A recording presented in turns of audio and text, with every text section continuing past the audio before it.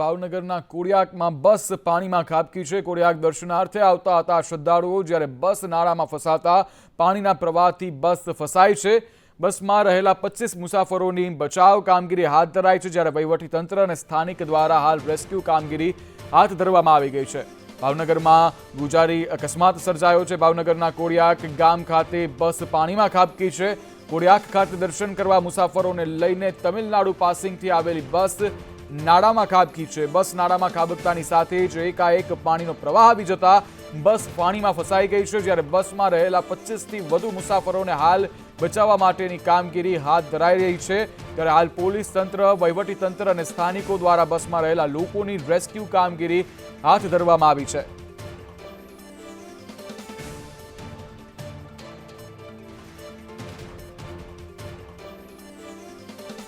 ભાવનગરના કોડિયાકમાં બસ પાણીમાં ફસાઈ છે। કોડિયાક દર્શનાર્થે જતા શ્રદ્ધાળુઓ ભરેલી બસ ફસાઈ છે। હાલ મુસાફર કરતા લોકો અંદર જેટલા ફસાયા છે તેઓનું રેસ્ક્યુ હાથ ધરવામાં આવ્યું છે। તમામ પ્રકારની ટીમો હાલ પહોંચી ગઈ છે।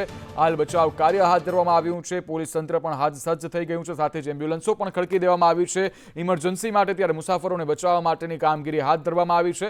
કોડિયાક ખાતે દર્શન કરવા માટે પહોંચ્યા હતા મુસાફરો। ત્યારે વધુ માહિતી સાથે સંવાદદાતા મયુર દવે જોડાઈ ચૂક્યા છે। મયુર, શું છે વધુ અપડેટ્સ અને હાલ ત્યાં માહોલ કેવો છે?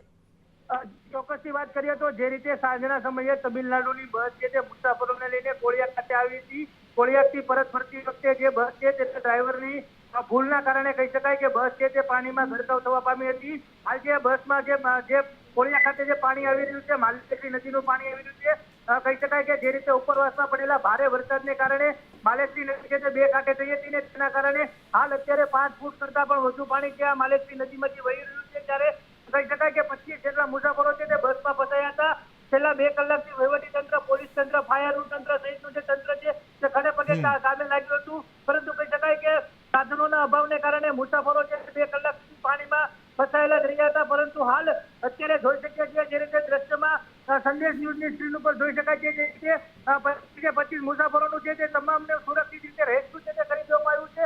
બસની જે પાછળની સાઈડનો ખાસ તોડીને મુસાફરો છે તેમને હેમખેમ રીતે બહાર કાઢી લેવામાં આવ્યા છે।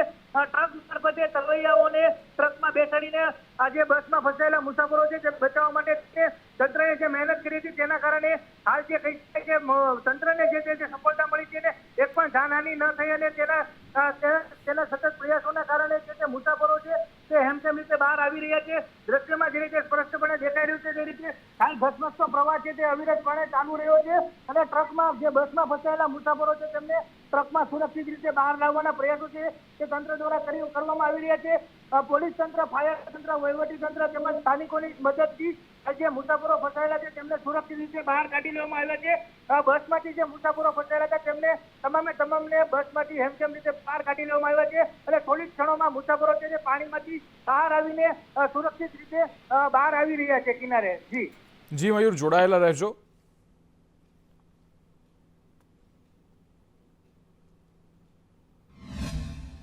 ત્યાંથી જે બસ આવી કે નહીં તો વચ્ચે પહોંચી તો બસ ઠામકી બંધ થઈ ગઈ તો ડ્રાઈવરથી ગાડી ન રહી કંટ્રોલ અને ગાડી એક બાજુ વહી ગઈ। એને કીધું હતું કે વચ્ચે રાખ, પણ ન વચ્ચે રાખી, એક બાજુ વહી ગઈ ગાડી।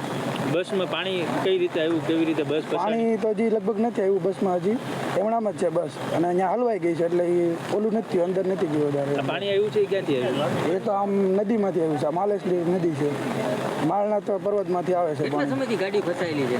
એ કલાક જેવું થયું છે। અંદર કેટલા લોકો છે એવી કઈ માહિતી મળી? એવી ખબર નહીં, ક્યાંની બસ છે? એ નથી ખબર, લગભગ તો તમિલનાડુની છે। મયુર, હાલ જે આ ઘટના બની છે તેમાં કોઈ જાનહાનિના સમાચાર સામે આવ્યા છે અને કેટલા મુસાફરો છે તેને બહાર કાઢવામાં આવ્યા છે અને શું હજુ કોઈ મુસાફર જે છે તે બસની અંદર ફસાયેલું છે? મુસાફરો બસમાં કોઈ ફસાયેલા નથી, પરંતુ જે રીતે દ્રશ્યમાં સામે આવી રહ્યું છે એ રીતે મુસાફરોને લઈને નીકળેલો ટ્રક છે તે ટ્રક પણ અત્યારે હાલ છે તે ફસાયો હોવાનું સામે આવી રહ્યું છે। દ્રશ્યમાં જે રીતે દેખાઈ રહ્યું છે તે રીતે ટ્રક જે છે તે ટ્રક પણ પાણીના પ્રવાહમાં ફસાયો છે। હાલ અત્યારની જે આ દ્રશ્ય જે જોઈ રહ્યા છો તે ટ્રક એક સાઈડ છે તે નમી ગયો છે।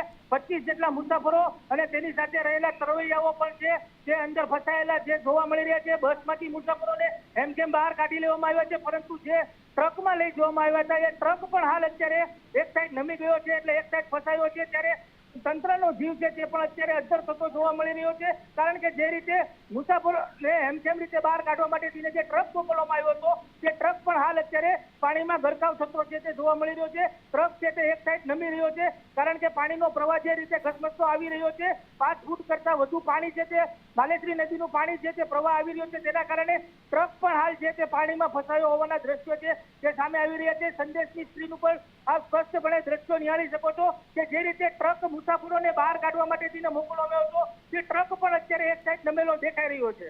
જી મયુર, ટ્રક જે છે બસમાંથી મુસાફરોને કાચ તોડી અને બહાર કાઢવામાં આવ્યા, રેસ્ક્યુ કરવામાં આવ્યા. હાલ જે ટ્રક છે તેમાં અંદાજે કેટલા લોકો ફસાયેલા હશે?